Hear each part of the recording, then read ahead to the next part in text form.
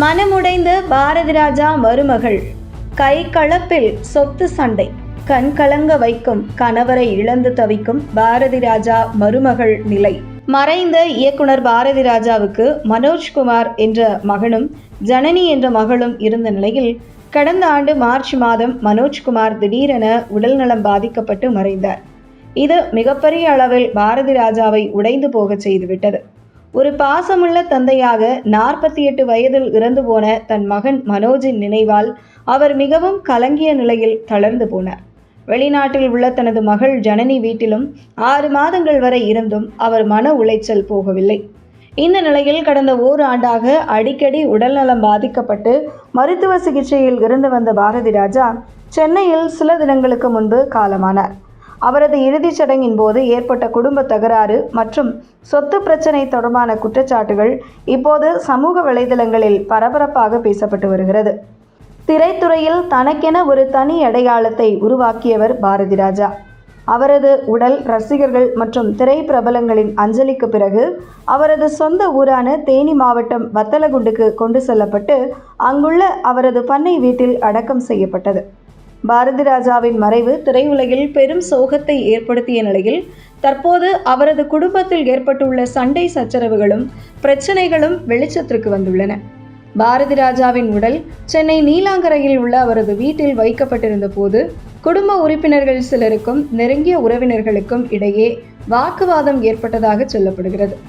இயக்குனர் கங்கை அமரன் பாரதி ராஜாவின் மனைவியிடம் கடுமையாக பேசியதும் இணையத்தில் வைரலானது. அதன் பின்பு வத்தலகுண்டு பண்ணை வீட்டில் நடந்த இறுதிச் சடங்கின் போது பாரதி ராஜாவின் மகள் ஜனனி மற்றும் மறைந்த நடிகர் மனோஜின் மனைவி நந்தனா இருவருக்கும் இடையே கருத்து வேறுபாடு ஏற்பட்டதாக கூறப்படுகிறது. குறிப்பாக இந்த விவகாரம் குறித்து நேர்காணல் ஒன்றில் பேசிய திரைப்பட தயாரிப்பாளர் பாலாஜி பிரபு கூறியதாவது: பாரதி ராஜாவுக்கு 500 கோடி ரூபாய் வரை சொத்துக்கள் இருக்கின்றன. மேலும் அந்த சொத்துக்கள் தொடர்பாக அவரது குடும்பத்திற்குள் கருத்து வேறுபாடுகள் பிரச்சனைகள் இருந்து வருகின்றன.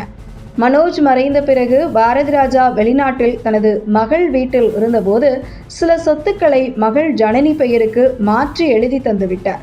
மனோஜின் மறைவுக்கு பிறகு அவரது மனைவி நந்தனாவுக்கு மாமனார் என்ற முறையில் பாரதி ராஜாவின் சொத்துக்கள் செல்வதை விரும்பாத ஜனனியின் நிலைப்பாடு தற்போதைய மோதல்களுக்கு காரணமாக இருக்கலாம் என்றும் அவர் கூறியிருக்கிறார். இயக்குனர் பாரதி ராஜாவுக்கு சொந்தமான அபார்ட்மெண்ட்டில் நந்தனா தனது குழந்தைகளுடன் வசித்து வந்த நிலையில் அவரை அந்த வீட்டை விட்டு காலி செய்யுமாறு கூறி ஜனனி காவல் நிலையத்தில் புகார் அளித்ததாக ஏற்கனவே ஒரு தகவல் வெளியானதும் குறிப்பிடத்தக்கது.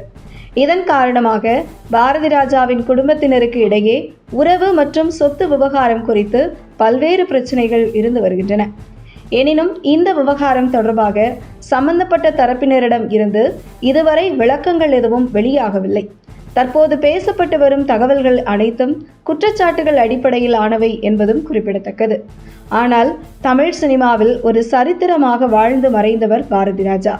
அவரது படங்கள் பேசிய பல விஷயங்களில் முக்கியமானது பெண் உரிமையும் சமத்துவம் தான்.